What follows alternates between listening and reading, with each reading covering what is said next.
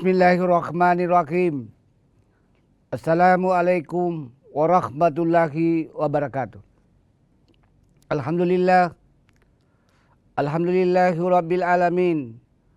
Wabihi nasta'inu ala umurid dunia waddin. Asyhadu an la ilaha illallah wahdahu la syarikalah. Wa asyhadu anna Muhammadan abduhu wa rasuluh. Allahumma salli wa sallim ala abdika wa rasulika Muhammad wa ala alihi wa sahbihi ajma'in amma ba'd. Subhanaka la ilma lana illa ma 'allamtana innaka antal alimul hakim. Rabbi shrahli sadri wa yassirli amri wahlul 'uqdatam min lisani yafqahu qawli.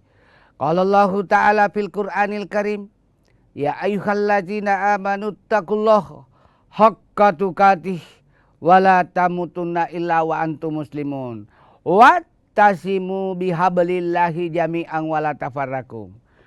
Hai orang-orang yang beriman, bertakwalah kepada Allah dengan sebenar-benarnya takwa dan janganlah kamu mati kecuali dalam keadaan beragama Islam, dan berpegang teguhlah kepada tali agama Allah dan jangan bercerai-berai. Quran surah Ali Imran ayat 102 sampai ayat 103. Qala ya ayyuhalladzina amanu dakhulu fi silmi kafatan wala tattabi'u khutuwati syaitan innahu lakum aduwwum mubin. Hai orang-orang yang beriman, masuklah ke dalam Islam secara sempurna atau kafah dan janganlah kamu mengikuti langkah-langkah setan karena sesungguhnya setan adalah musuh nyata bagimu. Quran surah Al-Baqarah ayat 208. Wa qala innallaha wa malaikatahu yusalluna 'alan nabi ya ayyuhalladzina amanu sallu alaihi wa sallimu taslima.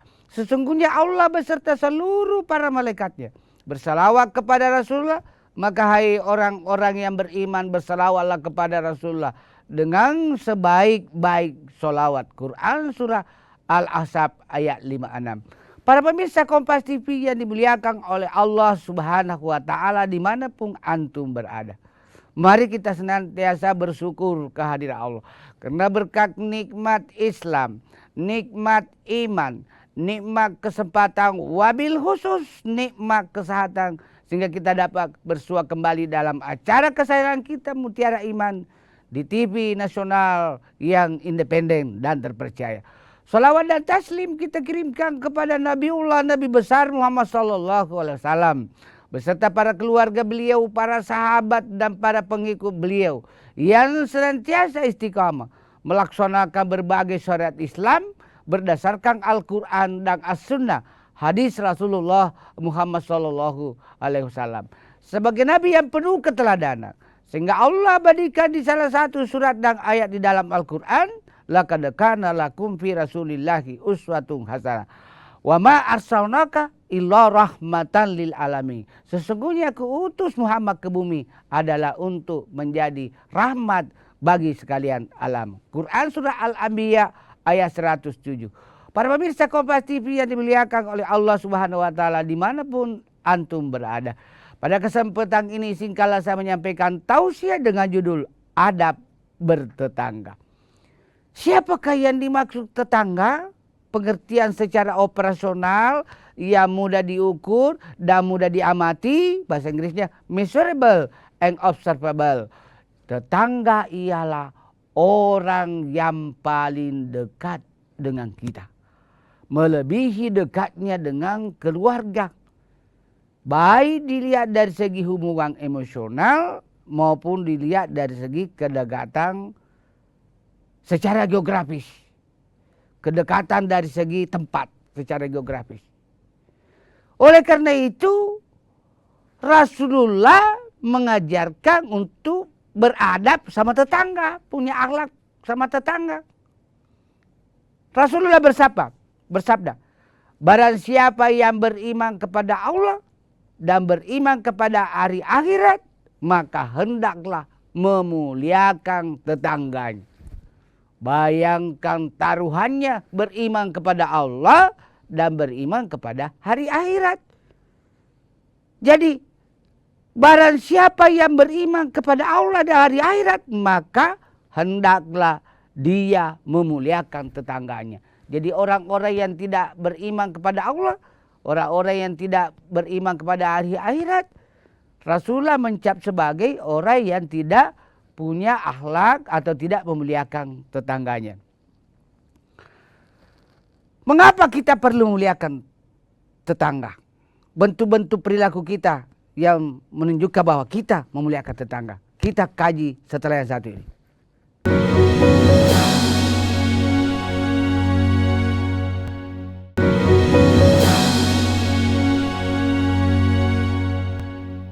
Para pemirsa Kompas TV yang dimuliakan oleh Allah Subhanahu wa Ta'ala dimanapun Anda berada.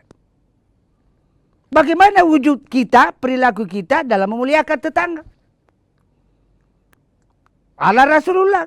Dan ini juga dicontohkan oleh para ulama terdahulu termasuk Imam Al-Ghazali. Yang pertama, kalau kita ketemu tetangga, usahakan lebih duluan menyapa dengan ucapan Assalamualaikum warahmatullahi wabarakatuh. Kalau kita bertetangga sesama Muslim atau sekeyakinan dan seakidah. Yang kedua, usahakan tidak menyakiti tetangga kita. Baik dalam bentuk ucapan maupun dalam bentuk perbuatan atau perilaku. Sering kita lihat di kota Makassar ini bertengkar dengan tetangganya. Dengan ucapan-ucapan kotor yang menyakiti hati tetangganya. Misalnya begini, kamu lama, segala macam. Itu dalam bentuk ucapan. Dalam perbuatan apa? Banyak terjadi Pak di Makassar seperti ini. Dan saya lihat, saksikan sendiri. Kalau saya pergi khutbah Jumat atau ceramah keliling kota Makassar. Itu kalau dia membangun misalnya, tetangganya membangun. Itu yang tetangga itu dia menyimpang kotoran-kotoran bekas bongkaran dari rumah yang direnovasi. Di depan rumah tetangga. Kecuali kalau minta izin sebelumnya, tidak ada persoalan, no problem. Tapi yang menjadi masalah itu karena dia tidak akur dengan tetangga, dia simpan semau gue semaunya. Nah ini termasuk menyakiti tetangga dalam bentuk perbuatan. Apalagi bentuk perilaku dan ucapan yang menyakiti tetangga. Nah kita juga ini banyak terjadi di kampung-kampung termasuk juga di kota Makassar dari daerah marginal. Memutar suara lagu-lagu atau suara dakwah. Sampai radius 1 kilometer tetangga dengar. Adab dalam bertetangga tidak perlu seperti itu. Cukup seisi rumah mendengarnya.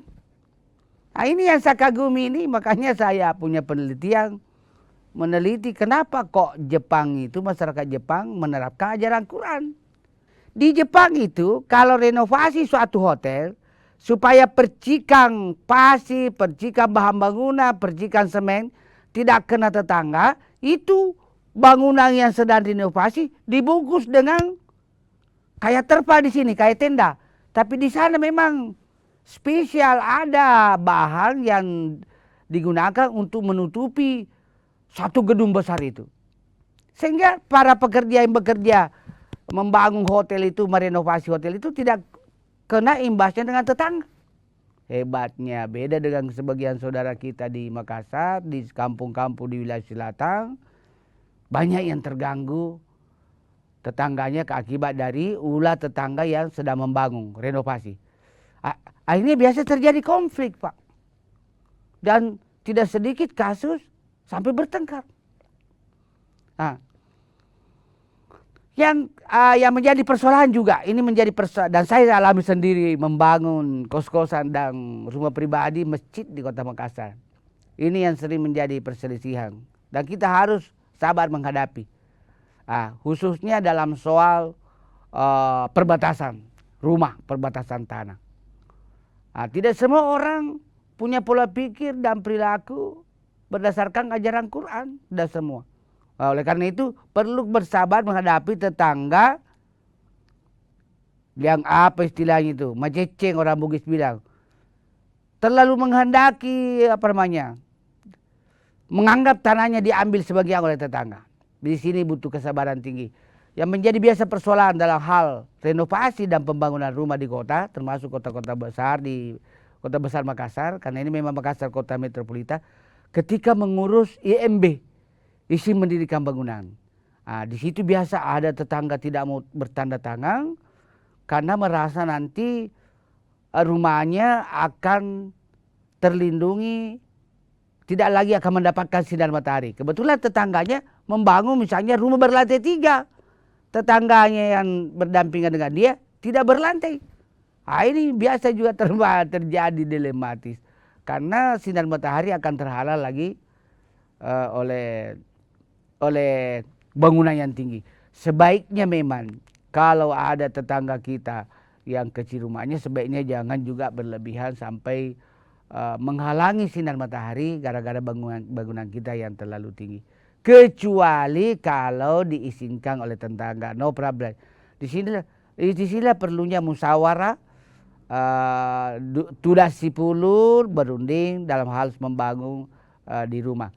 Masalah berikutnya juga dalam soal membangun di daerah-daerah rawa-rawa atau yang banjir. Di kompleks saya itu, di kompleks kami itu, di kompleks Malengkeri, ini juga masalah besar.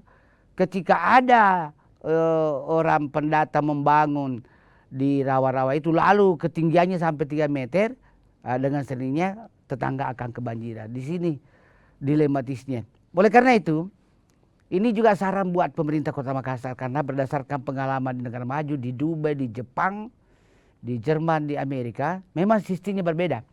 Di negara-negara maju itu sistem drainase, sistem pembuangan air drainase itu dipetakan dulu, dibangun dulu, baru bangunan dibangun. Sehingga tidak ada istilah banjir di lokasi itu, di pemukiman itu. Kita saya lihat di Makassar, dibangun itu bangunan pemukiman, baru tidak jelas pembuangan airnya kemana. Akhirnya banjir. Di negara maju, khususnya di Jepang memang luar biasa tertata.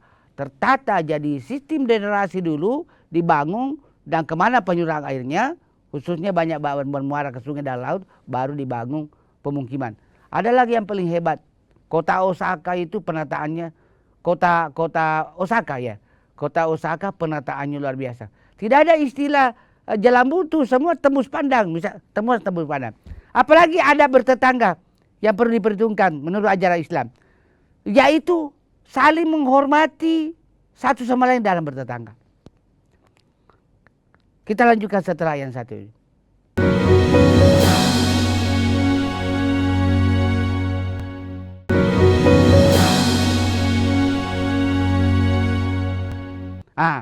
Kita harus saling menghormati dan menghargai dalam bertetangga, sekalipun berbeda akidah, berbeda keyakinan. Muncul pertanyaan, Pak Ustaz, bagaimana kalau tetangga kita satu dinding, beda keyakinan, apakah bisa diberikan misalnya ajaran Nabi, kalau kamu masak maka perbanyaklah kuahnya, baru sebagian kuah atau air sayur itu berikan kepada tetangga. Boleh. Jadi dalam soal muamalah, beramal soleh, boleh kita berbuat baik sama tetangga. Dan itu dicontohkan oleh Rasulullah dalam soal muamalah, dalam soal tolong menolong boleh. Yang tidak boleh itu dalam soal akidah, dalam soal keyakinan. Oleh karena itu, sekalipun berbeda keyakinan, berbeda agama, kita tetap harus saling menghargai, menghormati, toleransi antar tetangga.